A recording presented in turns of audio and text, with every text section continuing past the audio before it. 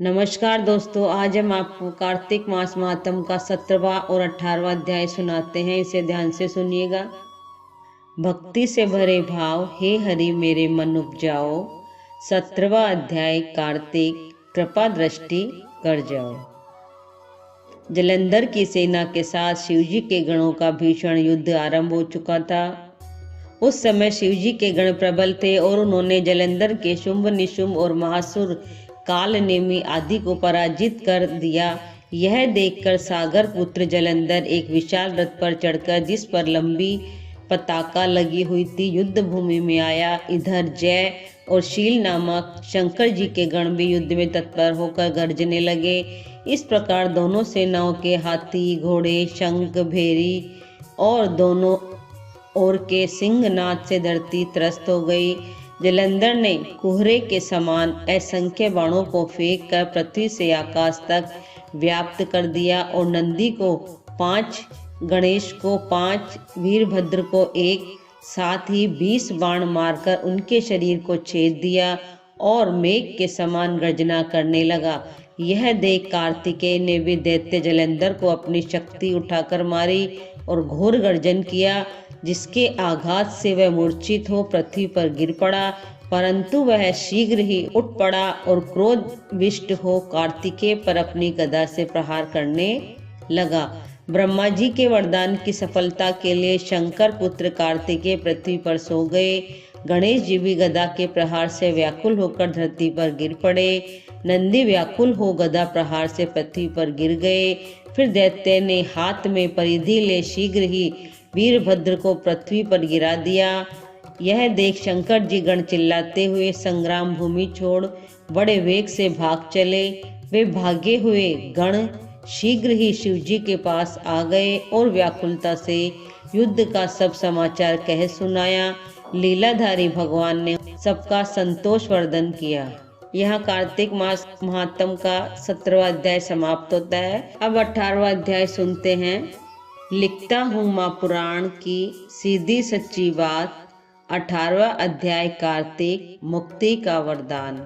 अब रौद्र रूप महाप्रभु शंकर नंदी पर चढ़कर युद्ध भूमि में आए। उनको आया देखकर उनके पराजित गण फिर लौट आए और सिंहनाद करते हुए आयुधों से दैत्यों पर प्रहार करने लगे। भीषण रूपधारी रुद्र को देख दैत्य भागने लगे। तब जलंधर हजारों बाण छोड़ता हुआ शंकर की ओर दौड़ा। उसके शुंभ, निशुंभ आदि वीर भी शंकर जी की ओर दौड़े। इतने में शंकर जी ने जलंधर के सब बाण जालों को काट अपने अन्य बाणों की आंधी से दैत्यों को अपने फरसे से मार डाला और बलाहक का भी सिर काट दिया। घसमर भी मारा गया और शिवगण चिशी ने प्रचंड नामक दैत्य का सिर काट डाला। किसी को शिवजी के बैल ने मारा, कई उनके बाणों द्वारा मारे गए। यह देख जलंधर अपने शुभांतिक दैत्यों को धिक्कारने और भयभीतों को धैर्य देने लगा, पर किसी प्रकार भी उनके भयग्रस्त दैत्य युद्ध को न आते। जब दैत्य सेना पलायन आरंभ कर दिया, तब क्रुद्ध जलंधर ने शिवजी को ललकारा और 70 बाण मारकर शिवजी को दग्ध कर दिया।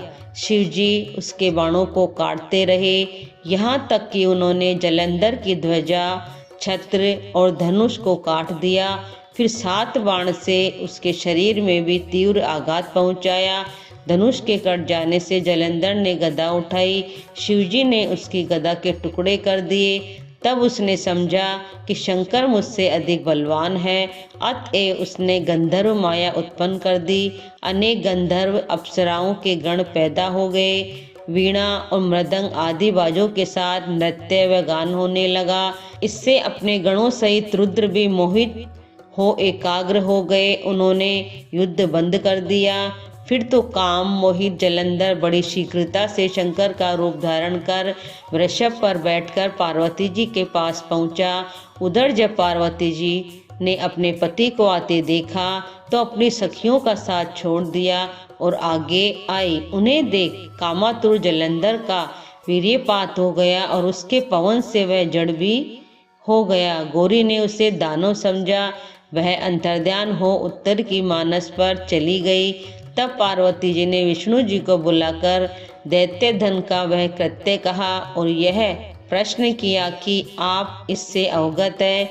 भगवान विष्णु ने उत्तर दिया, आपकी कृपा से मुझे सब ज्ञात है। हे माता, आप जो भी आज्ञा करेगी मैं उसका पालन करूँगा। जग माता ने विष्णु जी से कहा, उस दैत्य ने जो मार्ग खोला उसका अनुसरण उचित है। मैं तुम्हें आज्ञा देती हूँ कि उसकी पत्नी का पतिव्रत भ्रष्ट करो, वह दैत्य तभी मरेगा। पार्वती जी की आज्ञा पाते ही विष्णु जी उसको शिरोधार्य कर छल करने के लिए जलंधर के नगर की ओर गए। यहाँ कार्तिक मास महात्म का 18वां अध्याय समाप्त होता है। इसे लाइक कीजिए और चैनल को सब्सक्राइब कीजिए। जय जय श्री राधे।